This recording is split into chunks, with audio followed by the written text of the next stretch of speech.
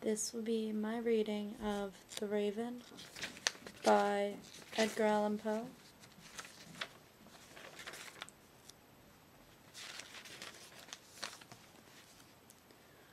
Once upon a midnight dreary, while I pondered, weak and weary, over a many quaint and curious volume of forgotten lore, while I nodded, nearly napping, suddenly there came a tapping, as of someone gently rapping at my chamber door.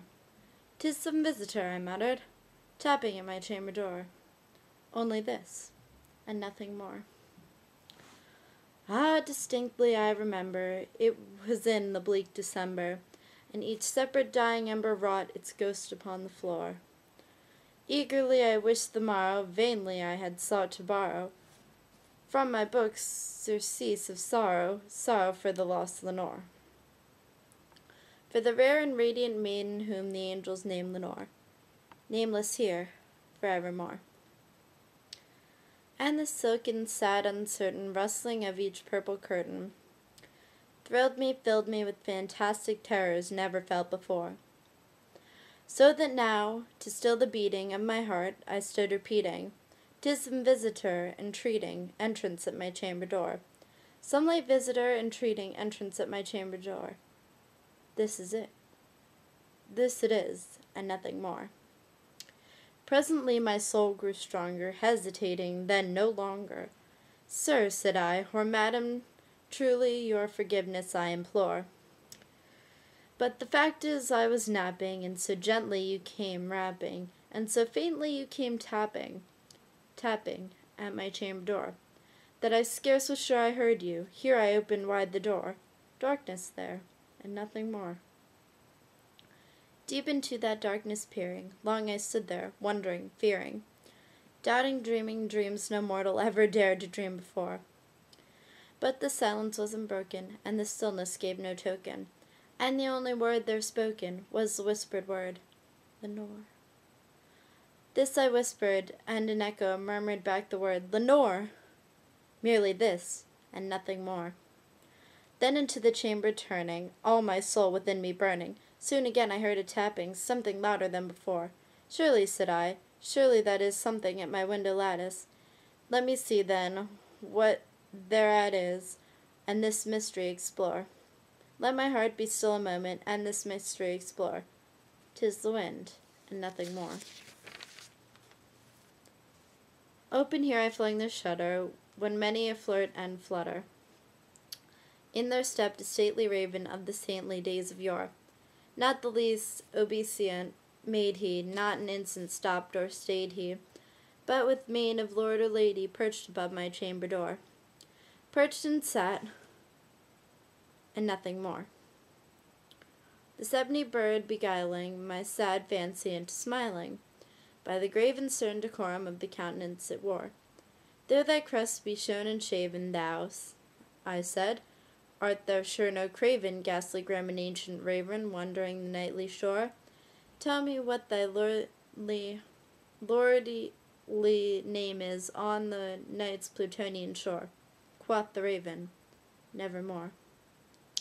Much I marvelled, this ungainly fowl, to hear discourse so plainly, though its answer little meaning, little relevance born.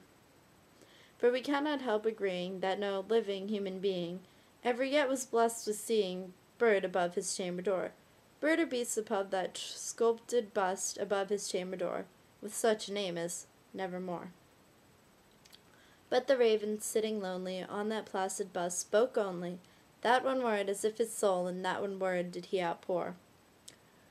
Nothing further than he uttered, not a feather than he fluttered, till I scarcely more than muttered, "Other friends have flown before. On the morrow he will leave me, as my hopes have flown before." Then the bird said, "Nevermore." Startled at the stillness broken by a reply so aptly spoken, "Doubtless," said I, "what it utters is only stock in store, caught from some unhappy master,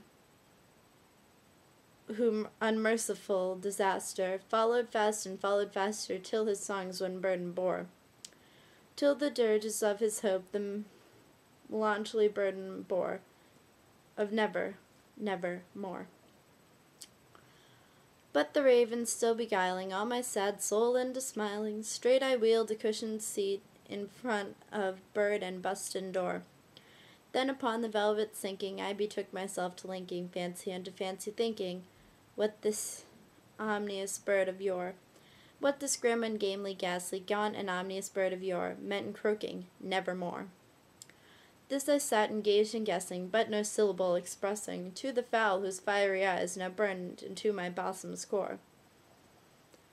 This and more I sat divining, with my head at ease reclining on the cushion's velvet lining that the lamplight gloated o'er, but whose velvet violet lining with the lamplight gloating o'er she shall press, nevermore. Then methought the air grew denser, perfumed with an unseen censer, swung by seraphim whose footfalls tinkled on the tufted floor. Wench, I cried, that God hath lent thee, by these angels he hath sent thee, respite, and nepenthe from thy memories of Lenore. Quaff, oh, quaff this kind nepenthe, and forget this lost Lenore. Quoth the raven, nevermore. Prophets, said I, thing of evil, prophets still, if bird or devil, whether tempter sent or whether tempest tossed thee here ashore, desolate yet all undaunted, on this desert land enchanted, on this home by horror haunted, tell me truly, I implore, is there balm in Gilead? Tell me, I implore. Quoth the raven, nevermore. Prophets, said I, thing of evil, prophets still, if bird or devil, by that heaven that bends above us, by that God we both adore, tell this soul with sorrow laden, if within the distant Aidenn, it shall clasp a Satan maiden, whom the angels name Lenore. Clasp a rare and radiant maiden, whom the angels name Lenore. Quoth the raven, nevermore. Be that word our sign of parting, bird or fiend, I shrieked upstarting. Get thee back into the tempest and the night's Plutonian shore. Leave no black plume as a token of thy lie that thy soul hath spoken. Leave leave my loneliness unbroken, quit the bust above my door, take thy beak from out my heart, and take thy form from off my door. Quoth the raven, nevermore. And the raven, never flitting, still is sitting, on the pallid busted palace just above my chamber door. And his eyes have all the seeming of a demon that is dreaming, and the lamplight o'er him streaming throws a shadow on the floor. And my soul from out that shadow that lies floating on the floor shall be lifted nevermore.